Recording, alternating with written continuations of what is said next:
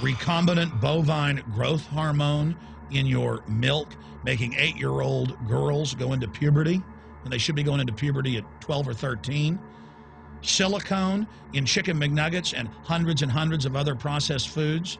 Aspartame, that is the feces of genetically engineered bacteria that has incredible health problems that have been proven. Think for yourself. It goes on and on. ABC News, this goes back 4 years ago. Viral meat spray, advancing food safety. They spray a live virus on the meat to supposedly kill the bacteria. This is a live vaccine they spray on most of the meat you're consuming that you're buying from the store. It gets even worse.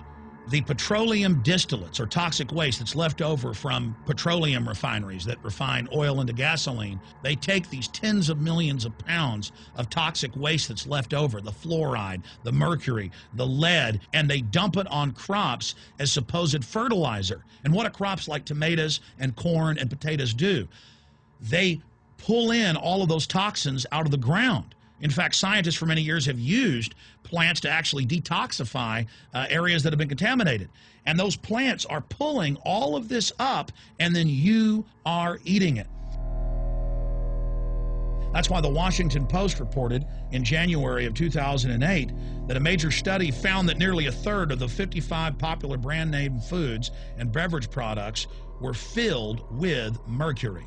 Despite the fact that the people of Europe for over 20 years have fought off all the genetically modified wheat and corn and other crops being planted in their nation, now the EU is buckled and is accepting it. The United States is literally a testing ground for all of this. It's just automatically approved. And the people that work for these corporations, they're compartmentalized. They don't know what's going on. The people that work at these stores, they have no idea what's happening. This is affecting all of us. This is hurting everyone. Many different forms of cancer are growing by thousands of percentage points.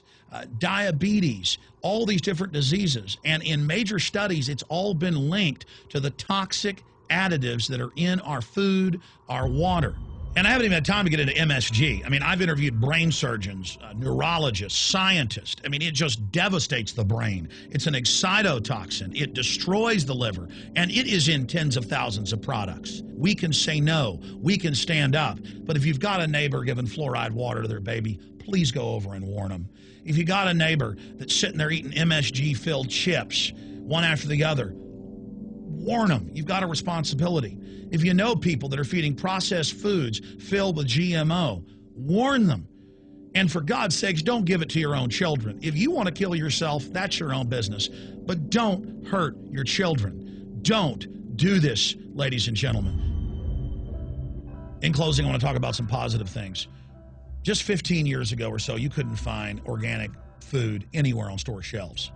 And now, about half of what you see is organic. Just a few years ago, all the milk had the growth hormone in it. Now it's hard to find milk that has the growth hormone in it because the consumers have spoken and said no.